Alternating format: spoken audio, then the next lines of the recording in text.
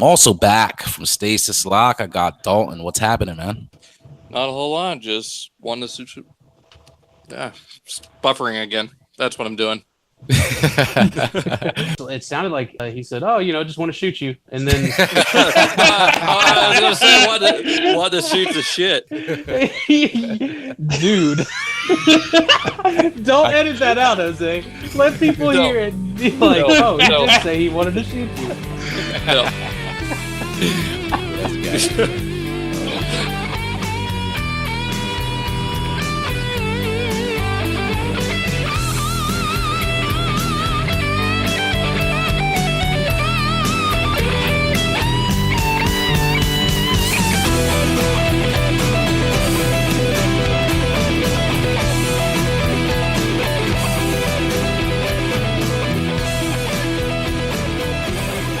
All right, what's up, everybody? HarikenBx here, and welcome back to another episode of Verbally Challenged. I got a few friends here with me tonight, so let's say hello. Back with me from Stasis Lock and Information Creep, I got Dakota. What's going on tonight, man? Hey, nothing much, man. Hanging out. How about you, man? How you doing? I'm good, brother. I'm good. Just enjoying my evening. Happy to have you guys here. Hear you, man. Thanks for having us again. No problem. No problem. All right, joining me once again from Stasis Lock, I got Dalton. What's going on, man? Not much. Just sitting here wanting to shoot the shit.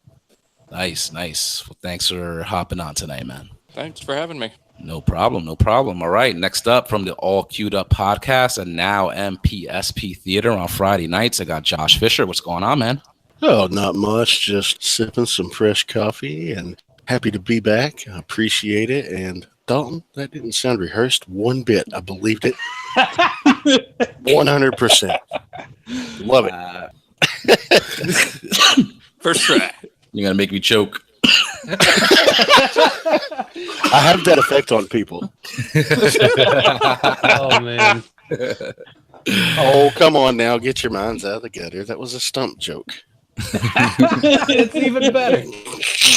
All right, and making his first appearance on Verbally Challenged, also joining us from Stasis Lock on Wednesday nights, we got Micah. What's going on, man? Hey guys, how's it going? Thanks for having me on tonight.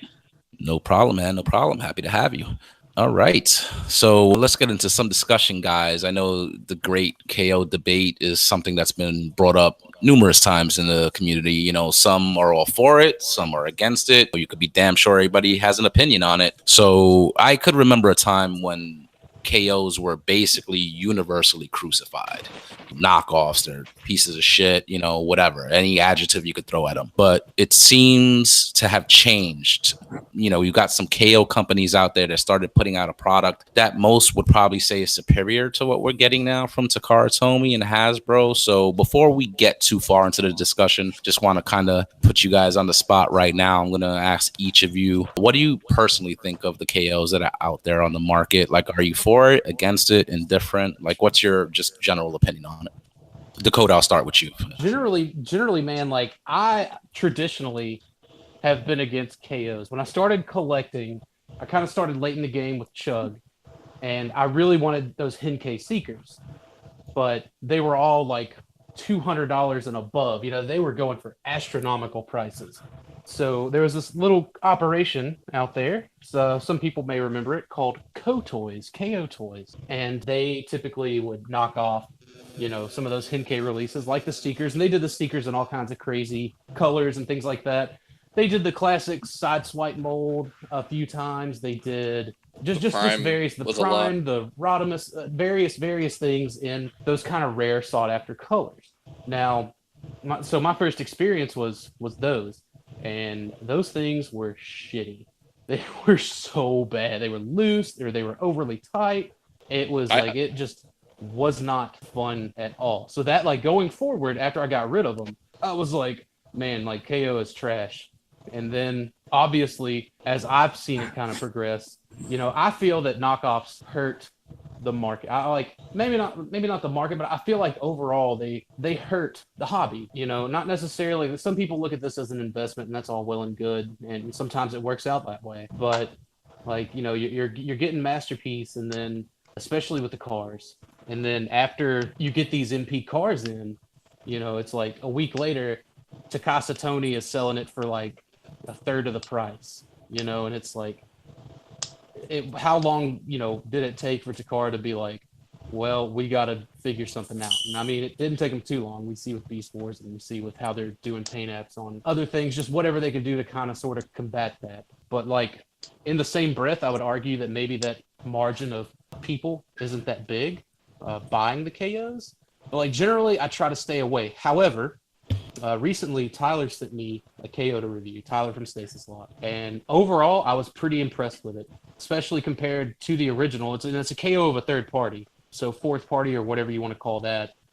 And like, even though it wasn't for me, I was still fairly like appreciative of it. I was like, wow, this is actually of a good quality. Like, it being the first knockoff that I've handled since those Henkei Seekers. But like generally, like I'm very against. The only time I think a KO is cool or worth it is if maybe it's offered in a paint job that's different, or a different character deco, or something like that. Something that's not a direct copy. Yeah, I could understand that because then it's something that you can't get anywhere else. So yeah. That didn't sway you at all? Kind of handling that figure, seeing the good quality, knowing that it's a cheaper price. It didn't kind of give you thoughts in your head like, I can maybe go down this road now. It did. So like as I was kind of fooling with it, like there came a point to where like if I would have done something, it would have broke, and then I would have had to buy him a replacement. And like I was going over it in my head, I was like, you know what? Even though it broke, and even though I'd have to keep it, like I think I would be okay keeping it. I didn't break it because like I wanted to spend that money elsewhere, but like handling that, like it was the Neo Arts Leonidas. I'll go ahead and say what it was. Okay. But like handling that, I'm like, man, maybe I'll pick up the Evangelion colored Eva Unit 1 color Leonidas. Yeah. Because like that looks cool. That's something that Perfect Effect didn't offer. So that's like maybe like there's issues that I have with the figure like on its own that were carryovers from Perfect Effect issues. But like it was still like it was a much more pleasant experience than handling those old KOTOYs Seekers. Yeah, and it just shows you how far like those KOs have come along, like in the game. Like I mentioned at the top of the show, like it's that's why a lot of, and I've seen it a lot, like on the boards and stuff like that, and in the groups on Facebook, there are a lot of people that do take the wait for the KO mentality. And I think when enough people start taking that mentality, then that's where it could hurt the business, like you were touching on earlier, Dakota. I don't want to see that happen. Takara, say whatever you want. Everyone's got their preference in Masterpiece Toy Company. Takara is and always will be at the top of that game. They set those standards, and the rest of these companies fall in line and copy those standards until Takara comes out and sets a new standard. And I think that if Takara were to stop putting their brains behind it, their creativity behind it, we'll start to see just very stagnant designs, because like these third-party companies, they got to try to keep up with that Takara engineer, and that's something like I don't want to see that. So you got people that are just like, oh, I'm not going to spend $200 on this, Masterpiece Megatron or whatever. I'm going to wait for the knockoff. And like doing that, like, I think that's shitty. I mean, I get it, and that kind of ties into, I think, another topic we were going to cover, but we'll get to it when we get to it. All right, no problem. Dalton, what do you think? Where do you fit in on this great debate? I mean, I pretty much agree with Dakota. I mean, I don't see any. It doesn't fit, my collection. I don't see any point in it on my shelves unless it's something that you're not going to see anywhere. Like a lot of people liked that gold side swipe that came out from the KOs, or even some of the undersized stuff. Like I know a lot of people are using the Voyager size MP Prime as their Chug Prime. Yeah, like I totally get that, and I would get the Ava Colors Leonidas or some crazy colored like Transart toys. Mm-hmm. Like if they did that and they'll throw another Prime Colors, I would buy it. Okay, but you wouldn't go for a KO for already existing product from either Hasbro or Takara. Like you wouldn't go in on, let's say, like the Infinite Transformation Megatron, since the official's out. No, because I already have the official. So. Yeah. Okay, I'd like to present a question though. Like, so say it's something that is very much like expensive. Like, let's just as an example use something that you don't have, the pre-Beast Wars Megatron, that BotCon exclusive, limited to 500 pieces, right? So, a KO company, that Cybertron Defense Red Alert mold, that's not a hard mold to get a hold of. I wouldn't think. It'd be easy enough to knock off. So if a company released it with the Megatron head and all that, you wouldn't be in on it? As a No, means because it takes away the whole point of it being exclusive. I get that, but like, so and that's something I want to kind of raise up in the next portion. But like, that's a $700 or more toy right now on the current market. So you wouldn't pay $50 for it, even like just to have it, just even if it was a standard, you wouldn't give that a shot. He's got to think about that one. He's got to think about that. That does throw a wrench in it because just of how exorbitant the price is. Right, those are very sought after repaints, but if it's a knockoff, it's only going to be at most $50, $50, $60, something like that. Yeah. Of a very sought after repaint from a very sought after exclusive set. So something to kind of think about. And sometimes you could almost kind of get the KO and get the piece, and then you could definitely know for yourself whether it's like, man, if I would have paid $700 for this, like, this isn't worth it. Like, you know what I'm saying? But we'll get to it. You know what I'm saying? We'll get to that. But that's something to kind of go back and add an addendum to mine. Like, if a knockoff company got hands on that Beast Wars Ramulus mold and made the green Ramulus or the blue Optimus Minor, those are my holy grails. If they did that, I'd absolutely buy it. Absolutely, no question. I'd still be on the hunt for those, and I'd still pay astronomical prices for them. But to scratch that itch, I would absolutely buy knockoffs of those. No question.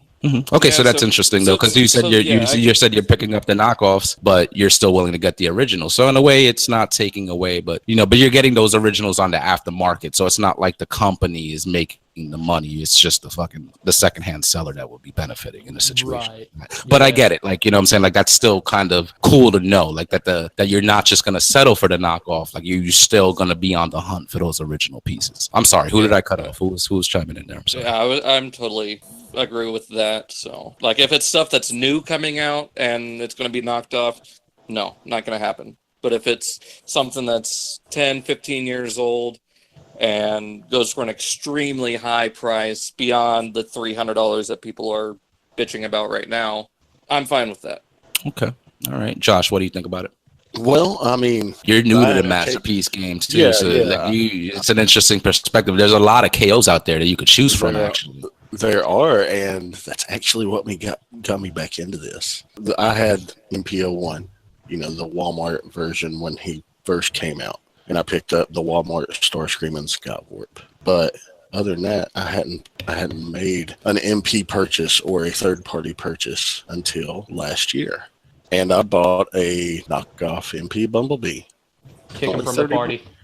It was only $30, and I was like, this isn't bad. This is cool. Yeah, in alt mode, it didn't line up all that great, and I can see why it wouldn't be a masterpiece. But a couple of paint blemishes here, but everything else was solid. It just didn't line up properly, and I was like, and I checked out another one. And the thing is with the Bumblebee, though, the instructions, because it was a KO, weren't legible in a couple of places. So I look up MP Bumblebee review so I could see how to transform him. And that's how I found Bobby's channel. And then I watched his video of it, and I was like, oh, man, I really like this guy. I like how he just no bullshit. He straight up tells you like it is. So I started watching his backlog, and that's when I started learning about, holy shit, they've got this. Holy shit, they've got that. And I started buying, instead of the KOs, because I wanted to see what the quality difference was, I started getting official. And then I started getting into third party. And now I'm fucking so balls deep into this rabbit hole. Yeah, so I'm not anti-KO totally, but I would rather have the official if the official is readily available. And here's another thing. If it's an improvement upon the original design and some engineering is changed, I don't know how I feel about that. Like, I don't have an Ultra Magnus, but that Toy House Factory Ultra Magnus that's coming out next month, that has some reworked engineering and no big ass flap. Tempting, right? $90, half the price, and better looking aesthetic. I'm kind of thinking about it. I'm not gonna lie, but it's an interesting perspective.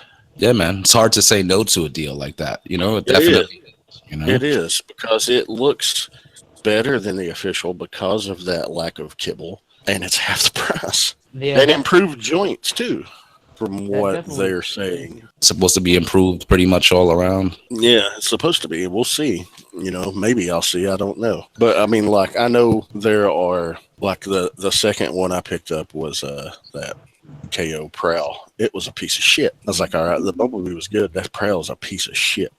It's like, I'm just going to get official from here on out. A buddy of mine locally, he picked up the Prowl. He got it off of it was the knockoff Prowl. He got it off of Amazon, and like they shipped it to him in like just a brown box with like no packing material or anything. He said, "Dude, it was in the actual Masterpiece box with a label slapped over it. Like no insert, no nothing." Wow. Yeah, mine, it looks like a Masterpiece box, but it definitely, and a buddy of mine, he gave me his old KO MP ratchet, and I've got the official Ironhide, and that ratchet next to it, you really can't tell the difference in the quality, but that Prowl you could, and I'm just like, okay, it looks like it's going to be hit and miss, and I would rather pay for a better product. You know what I mean? Yeah. I don't want something floppy and it's going to break just because you look at it the wrong way. Like that KO Prowl, the first one I got, I opened it up, and the side view mirrors over the fenders that fold up underneath the hood and enter transformation, it was just broken off laying in the box as I pulled it out. And I was like, well, that sucks. Right off the bat, of course, right off the bat. So I contacted the seller. They send me a replacement for free. Didn't even ask for the other one back. And I'm transforming it, and it looks all right. Oh, the head came right off of the post, and I was like, no. Yeah. I was like, okay, so I'm only out $30 for both of them combined. No big deal, but an MP wouldn't do that. Yeah. Right. I just like pony up the dough for that. I mean, I've got PayPal credit. Yep.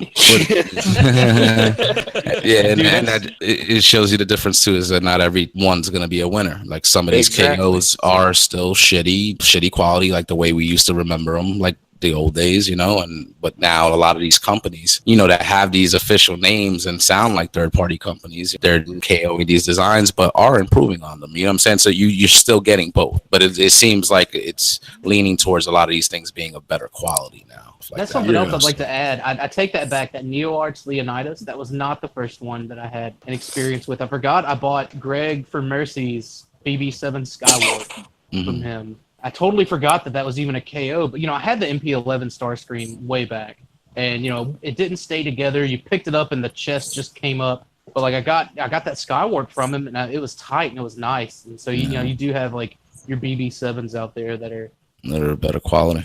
Right. Well, then you had that CHMS Starscream. Yeah, I mean, there's so many companies out there, like you lose track.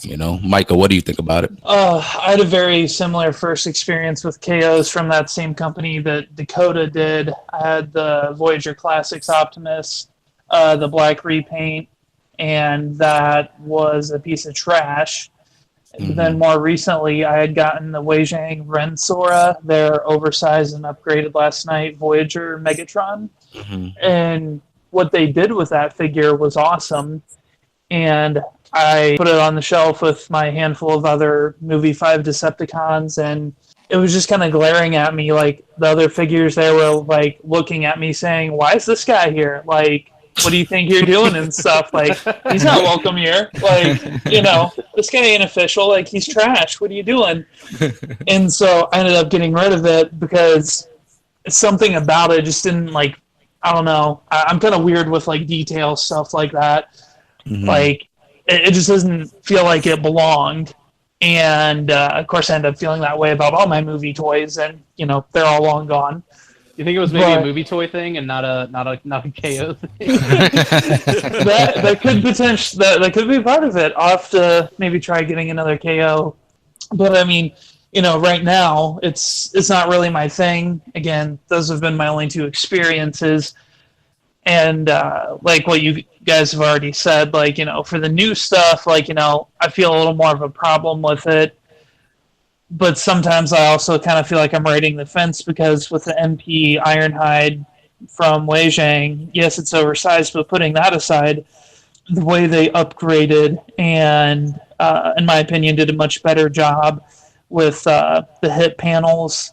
And I think they also reshaped his chest and everything, and redid a bit of the transformation for that. I really liked what they did with it, but he was also oversized, and I'm like, I don't really need an oversized Ironhide to go with my like 2 or 3 MP G1 figures. But, you know, like, I don't see a problem with the stuff that's out of production and it's not hurting the official company from delivering us the products and stuff. That I don't really, I don't really care about and stuff. But, so I'm open to it, but it's just one of those things that's so complicated that, I feel like I can't just have I can't easily just be like, that's right or that's wrong. There's so much more that goes into it.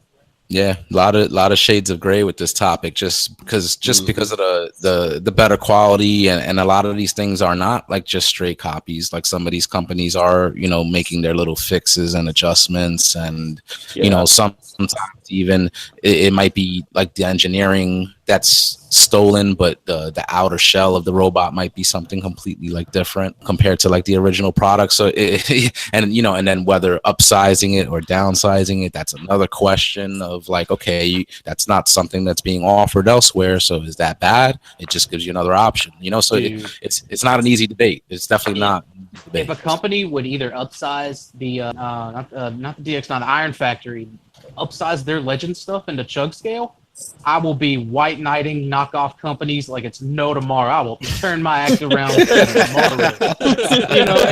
And alternatively, if they would downsize the Masterpiece stuff into that scale, obviously simplify it here and there. Like Dalton mentioned, that MP10 Voyager, like that's dope, man. That's awesome. But definitely like Iron Factory Legends. If a company just came out and started, making those into like deluxes and Voyagers and leaders and stuff like that. Oh man, I would be all over it, man. I'd be like that on white on rice, man. Yeah, well, Mech Fans Toys is actually close. They upsized those Legends a little bit they're like kind of like deluxe scale. I actually got it's not Mech Fans Toys, but I think it's Weijing. They upsized the Devastator from that was the company. It was the original company that made that DX9. Yeah, so they upsized. Oh man, they're close. They upsized the Hulky, and I didn't open them. I'm probably gonna put these on the table at NJCC, and if they sell, then cool, and if they don't, then I'll just keep them and open them. But these figures, I'm looking at them right now in the package, and they're deluxe size. Yeah. So, and Mech Fans Toys also, they KO the Iron Factory and DX9 stuff, and they upsized them a bit too, I think, to the same scale, deluxe size. So, man, if they do the drift and the deadlock, someone needs to let me know ASAP. They've done the Dinobots. I think they started. Mech Fans Toys has done some of the Dinobots that are bigger, and I know they've done Megatron. They've done the Shockwave. They've done a few already. So got to keep an eye on them then. Well, seeing downsizing that IDW Prowl would be something up your alley too, Dakota. That I actually think is perfectly in scale. Oddly enough, but for a topic for a different discussion, I think. But kind of looking at that compared with like Spartan and things like that, he's damn near perfect. Like he's right there where he needs to be. The G Creations Prowl? Yeah. Is that the one you're talking about? Oh, I got that piece recently. I haven't even messed with it that much. It's just right there on the shelf, but it's nice. That thing is really nice. It's got a presence. Yeah. Looks good. And the size doesn't bother me. I think it looks fine. Is it a little on the taller side compared to MP cars? He's almost the same size. I would have liked it if he would have been maybe like an inch or two bigger, but not much bigger. I would have maybe like another inch, but he looks good because he's bulky and he looks like a badass, and he's got the big guns. He looks like he flipped a table and kicked his way through a comic page. Exactly. My favorite, and I was like, I want that, but at the same time, I don't have anything that it goes with. My problem is I have too much stuff that it goes with, and like for me to be hanging on to that little classics Prowl, like I need to do the swap, man. I need to go get ahead and do the swap. Dude, you can't get rid of Prowl. You can't do that. Prowl is a legend. You can't get rid of him. He's not wrong. What's up, Walt? All right, we got Big Walt from Information Creep hopped in here a little late. Right. What's going on, man? Nothing much. I'm in his house, and I'm up here listening to the conversation, and it's interesting because I bought a few KOs and recently sold one 4 or 5 months ago because I had a blue streak, didn't need another one. I don't have no problem there with KOs. To me personally, they've been out for years. That's been going around for years. So I don't see, personally, if it saves money in your pockets, I can understand, people have their own personal preference. They want to buy the original or KO. That's up there to them. Yeah, it's up, to the buyer. Ultimately, I'm not condemning anybody for what they buy or anything like that. You're free to buy whatever the fuck you want. And it's true. Like it's good that you brought that up. Well, these things are out there. Like we can't stop it. Like this stuff is going to be out there. It's coming out. It keeps coming out on a daily basis. They're announcing something new. So it's just whether you personally are willing, to dip your toe in those waters. So I mean, hell, I want to get me that MP36 Max. I'm willing to get a KO there of that, man. I'm like, man, I can't afford 200 right now to get it. But I'll take KO.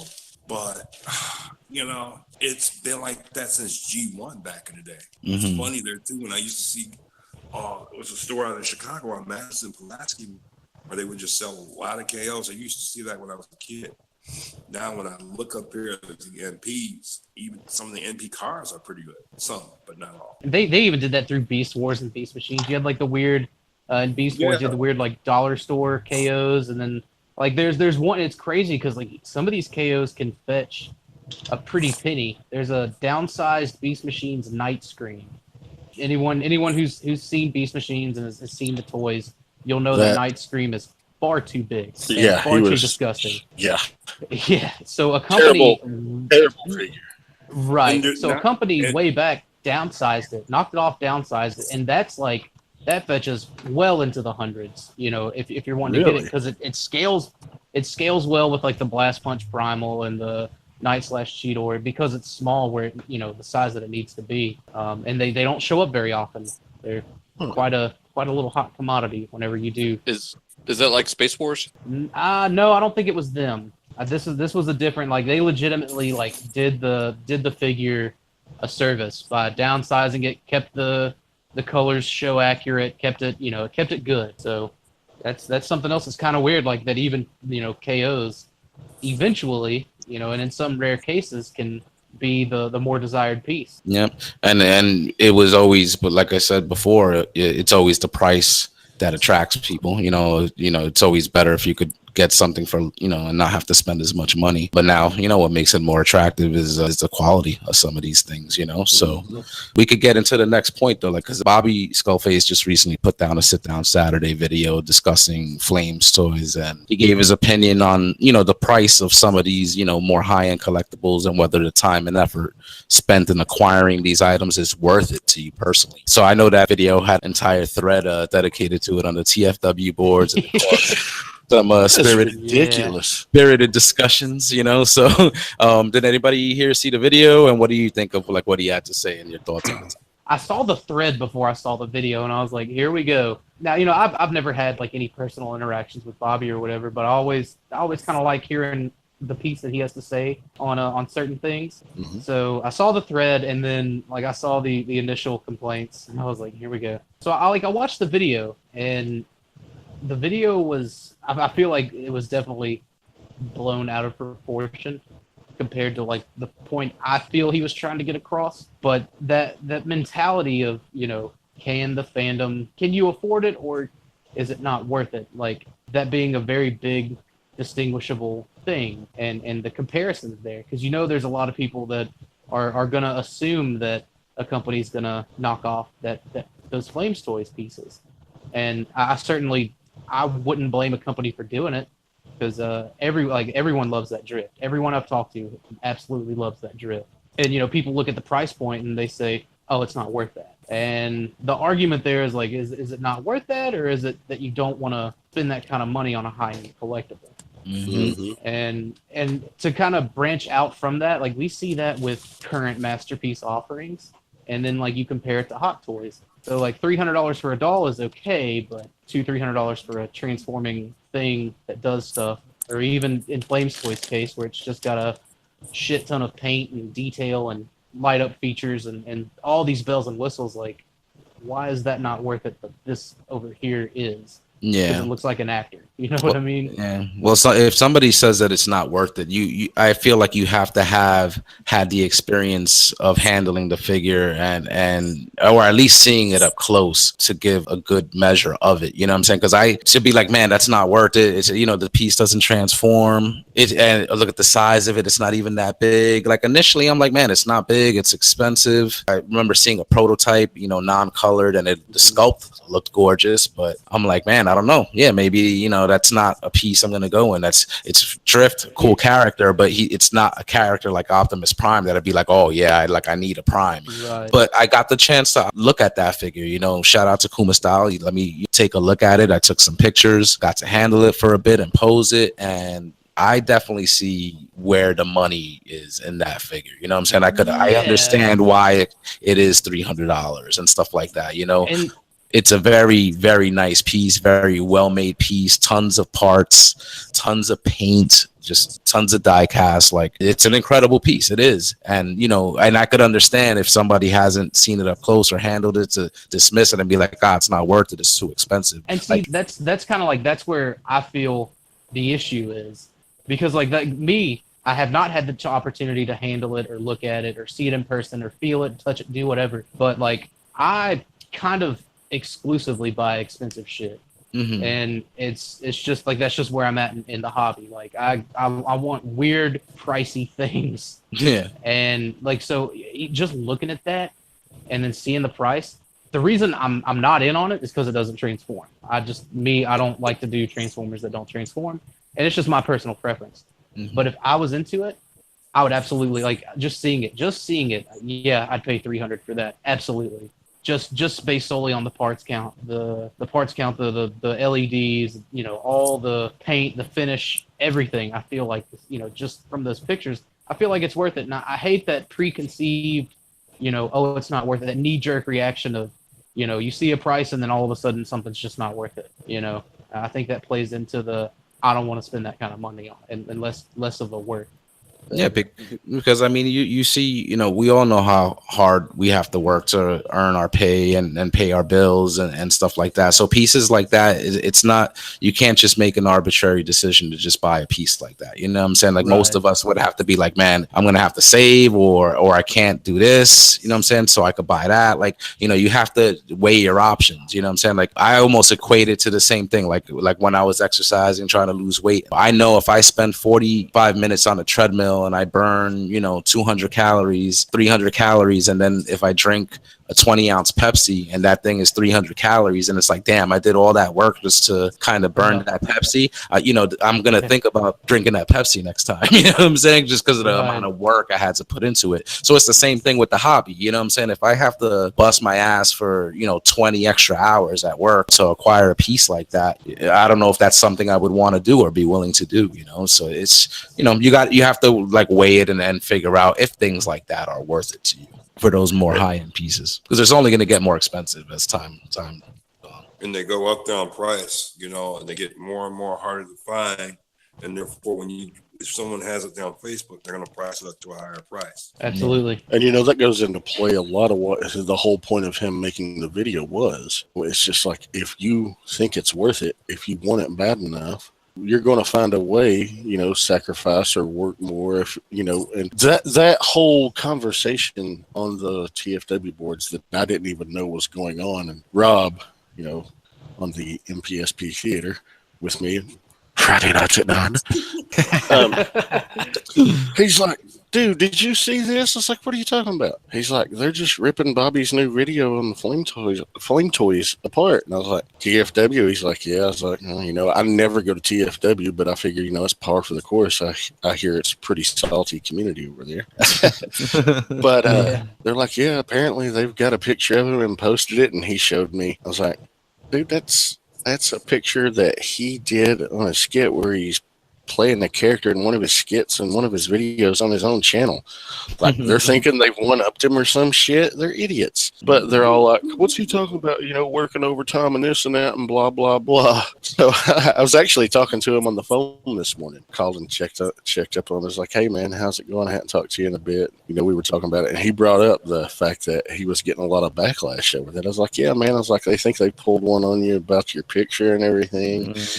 He's like, you know, that doesn't bother me. They get so upset over someone's opinion, and it's ridiculous. You know, we're all in this for, you know, we collect what we enjoy. We want to collect what we want. And if somebody's saying, hey, you know, if this is worth it to you and you think, you know, that it's worth the price and you want it, don't have the mentality of you can't afford it. You can find a way if you're determined enough, you know, and there's, you know, and I'm sure he absolutely means a legal way, you know, within your means, you know, there's ways you can, you know, shift things around, shift your priorities around, what have you. I just started selling drugs to buy my toys. I thought that's what he Well, I mean, you know, I don't know how they do things down there in the swamp, but you know, it's just moving dope and giving hand jobs in strange cars. So, but yeah, I mean, do what you got to do. That's how I sell to survive. I just think it's ridiculous. I know when I saw that thread yesterday, it was up to like 17 pages of comments. Want to know what it is? Jealousy, envy, and hatred. Think about that. Yeah, but like typically, like there's got to be a catch. Like I don't. You know, and that's like a totally off-topic thing, but I think would be a good topic at a later point, like the whole James Gunn situation. Like, there was nothing that could have been gained from whoever put together that hit squad of, like, 10-year-old Twitter posts. Oh, yeah, and then I heard on the last week's Nerd Rage, Bob, you brought that up, and he said, like, that dude didn't have a Twitter feed or online, you know, persona that was so upstanding himself. So it's crazy that Disney was bowing to like a guy like that, you know what I'm saying? Right. That had questionable shit and says a whole bunch of questionable shit. So it's crazy. It's fucking culture. Yeah. It's the culture out there now, man. Look at who James Gunn was working for at the time too. He worked for Troma Film Productions. I mean, if you guys have ever seen a Troma film, you know they're in for schlock humor and things like that. You know, Toxic Avenger and Terror Firmer, and that was the humor back then. Like, I don't know if it wasn't a big deal. If it wasn't a big deal 10 years ago, it shouldn't have been a big deal fucking now. Like somebody shit like that up. So it's exactly. But that's the kind of. Obviously, I'm not trying to compare like Bobby to James Gunn or vice versa, but like the way people are kind of going about that is very similar. It's, you know, like there's nothing for these people to gain in trying to catch him slipping or whatever. The mentality behind it is just uncalled for. Yeah, it's mob mentality and knee-jerk outrage culture. And one person speaks up and they're like, "Oh, I'm angry at this. Aren't you angry at this?" Yeah, I am. Let's all be angry at this together. Yeah, fake outrage. It's bullshit. So, like I said, he gives his opinion. You know, we all have our opinions on it. And with the rising prices of the hobby, not everybody's situation is the same. You know what I'm saying? So, you know, that's why I could understand why people do look for those more affordable options, whether it's KOs or not, or just getting, you know, maybe like a lower end on the retail brand, like maybe staying with Generations or something like that. It's up to the individual to buy what they want and enjoy what they want, man. If they enjoy it, great. I agree with that too. With someone, you know, like it's your money. You do whatever you want to do with your money. Yeah. But you know, like I see that whole. I kind of agree with Bobby. That whole I can't afford it. Like I think that's bullshit. You know what I mean? Yeah. I bought 4 Masterpiece Dinobots. I'm not. You know, I didn't strike oil. I just didn't buy retail shit for the last 13, 14 months that I've known about Masterpiece Dinobot. I pinched pennies, man. I didn't go out, you know. Yeah, he just bought, perfect grade Gundam kits instead. to be fair, like, you know, I used to be the guy that, you know, I wanted the whole wave of Generations. Like, sign me up, let's get them. I do love that classics, that Chug stuff, you know, but I have not collected the last 2 lines. I've cherry picked, but I've not like gone in full. In the last 2 lines. If I did, I sold most of them, you know, or like most of a wave or whatever. So like that's what you like that not buying every Marvel Legends, not buying every Generations figure, Deluxe Voyager Leader, like you start to add all those up, and you've got 4 Masterpiece Dinobots. Yeah, Mhm. yeah, And it's true. it's very, of course I didn't get to, I had to kind of live vicariously through those that did own that stuff, and that looks really cool. But my eye was on the prize, and it works. It's a proven method, and like I said, I didn't even put in overtime to afford those. I just didn't buy all that other shit. You didn't, yeah, Sold a you few things just, here and there, but yeah, you did. no big ticket items. Marvel Legends cable.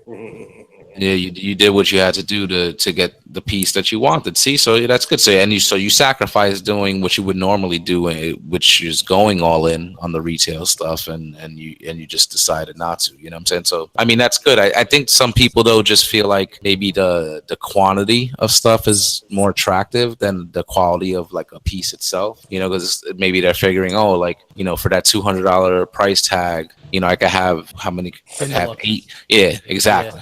Yeah. And I get that, man. As someone who likes very full display, I totally understand that too. But it's just, it's you've got to figure out what you want. Do you want 10 mediocre pieces, or do you want one really badass piece? And it's and there's no wrong way to choose. There's no wrong choice there. No, definitely not. Yeah, it's whatever makes you happy. You could go my way and go both. I mean, I'm buying the Chug figures. I don't really buy much third party stuff. It's just not a lot of it is for me. Or like with this whole Flame Toys thing, it's not that it's not worth it. It's just it doesn't fit my collection. Like you, but I get it because I can take it off the shelf and I can transform it. I can display it in different modes at any time that I want. But that's what I like about it. No, I'm not. There's no reason to be outraged about it. I mean, isn't it one of Bobby's catchphrases that if you like it, you win? Yeah. Like it, you win, and you know what? So people need to relax. People need to just grow the fuck up and get over their shit. Mm-hmm. Damn right. It's an opinion. He's not trying to say this is the facts. Here, take them. Exactly. But I read through that thread painfully, but thankfully I haven't. And there were some in there that were like, dude, like it's an opinion, like so what, like whatever. Nobody influences what I buy. Don't get in your feelings about it. Move on. Yeah, exactly. Like that's the sensible thing. But there were just some others in there that were just like fucking. They were just going in, and it's like, what the hell? Like, there's just no need for it. What's with this fandom and wanting to fight people every time? Oh my god! It's like Beast Wars fans, like, oh, you G1 trash, and what's that dude's name? Prime. I swear to God, that guy. Yeah, that dude's trash. Straight cancer. Canadian cancer. I swear. I love that guy. Yeah. See, me personally though, like I know for me, I like to be able to mess with the figures. I like to mess around with them, transform them, so I'm so partial to the Generation stuff because it's, you could flip them back and forth very easily. The third party stuff, when it's not too complicated and it's of well built quality, then that's also fun to mess with. But I tend to see with those higher end pieces that are more shelf pieces and display pieces, they look good and they have a presence. But since I'm not going to really mess with them that much because of the type of pieces they are, I know personally I'm going to tend to stay away from pieces like that, at least for now, because I don't have a lot of display space here in my current situation. So I'm going to be like, hey, so I'd rather put my focus on my collecting on figures that I could kind of mess with more instead of something that I could have on display. Because if it's something I have to display, it's going to be in the box in the corner, and then I can't enjoy it. I mean, that's why I still buy the occasional Chug or Legend, because I love flipping stuff back and forth. Yeah. And it's like, I'm much more comfortable flipping something back and forth that cost me $10 to $15 versus something that cost me $75 to $150. Oh man, I've been doing that with Dinobot, and he's $200. I was gonna say, like, I typically, it's just if I want to flip something back and forth, I go for it. What draws me to Chug is more or less the scale. I can fit more of them in a compressed space. Chug or third party, just whatever that particular scale is. That's code for in his ass. Yeah, and you get a high variety of characters too. Like exactly. That's the appeal as well, because it's like you could check off that list. You get every character damn near they give you eventually. So right. Yeah. Well, then they're stylized. They're not trying to be any specific thing, unless it was like the 2013, 2014 Generations line. A lot of those are stylized, updated. They're not just, okay, let's take this thing and add articulation. Yeah, I appreciate that too. Like, I appreciate the updated looks of the characters. Like, if everything was just still the G1 aesthetic, like with the masterpieces, I would not be a fan, and I wouldn't really be collecting the stuff. Like, I like that they're modernizing, the character. The variety of it is, yeah. All right, guys, I think we could wrap with that. So many topics I think we could probably discuss in the futures, you know what I'm saying? So I'm going to put a pin on some of these things that were brought up tonight, and we'll all come back and discuss it on a future episode. So before we head out, let me just run down the line and get some where you at. All right, so Dakota, I'll start with you. You can find me everywhere at Primal Sabbath, Facebook, Twitter, etc. Go ahead, Dalton. All right, you can find me everywhere at Daltinianstfs. You can find me on Xbox Live playing Halo at Daltinian95. Nice. All right, Josh. Well, you can find me every other Friday on the All Queued Up podcast, and every Friday night with a great group of guys on MPSP Theater on YouTube. And of course, my regular name, Josh Fisher, on Facebook. All right, Micah. You can get and catch me on Stasis Lock every Wednesday night at 7 p.m. Eastern Standard Time. And you can hit me up on Facebook, Micah Barnes. All right. And Big Walt had to dip, but you can find some Walter Young on Facebook and on the next information creep, if that ever comes out. Dakota. It's all right. The spirit of it is in here. We'll get we all got to read some books, and then we'll have a topic on that. Yeah. I picked up Experimentation today, the new X-Men mini. Oh, I saw that. Oh man, like I'm itching to read it too. Like I've literally been holding the books that I picked up today in my hand. You've not read it yet? No. I'm looking at the cover. I love the cover on this. Well, I will not spoil it for you, but something major happens. Oh, dude, I bet. I was hoping it would have been an ongoing, but it's just a 5-parter, so we'll see. But Jose, thanks for having me again. Yeah, no problem, guys. No problem. Thanks for joining me tonight. As always, you guys know you're always welcome here, and we'll do this real soon. Thank you, guys. Peace out. All right, guys, I hope you really enjoyed that, and I want to thank Dakota, Dalton, Josh, Micah, and Walt for hopping on and having a conversation with me here on Verbally Challenged. And guys, if you're out there listening, if you ever want to hop on and have a conversation with me, you're more than welcome. Just hit me up on social media. You can find me all over social media at HarikenBx. That's Facebook, Twitter, Instagram, Xbox Live, and the PlayStation Network. Pretty much everywhere at HarikenBx. You could also follow me on Instagram at Diaz4Fitness. All right, guys, before we head out, just some quick shout outs. Remember to check out the Realm of Collectors. We're on Facebook as a group, Realm of Collectors, and we're on Instagram at Realm of Collectors. Pull up a chair to the cool table. It's a hub for like-minded podcasts, including Enter the Realm and Breaking the Mold, Mondays and Tuesdays, respectively, on the Realm of Collectors YouTube channel. The only show to watch on Saturday nights, Plastic Fanatics, the Late Night Aftercast on Victory Saber 77's YouTube channel. Those 3 shows are also available in audio format on iTunes and Google Play. The rest of the shows on the cool table are Shattercast Uncut, Nerd Rage Radio, Toy Detox, Stasis Lock, Building Up to It, Fresh Communication, Beer and Bolts is 40K, and 8 Weeks. You can find the cool table on Facebook along with links to all these other great podcasts. All right, guys, that's it. That's the episode. Thank you for the download. Thank you for the stream. Thank you for listening. I really, really appreciate it. We'll be back soon, real soon with the next episode, all right? So take care, stay safe, and peace out.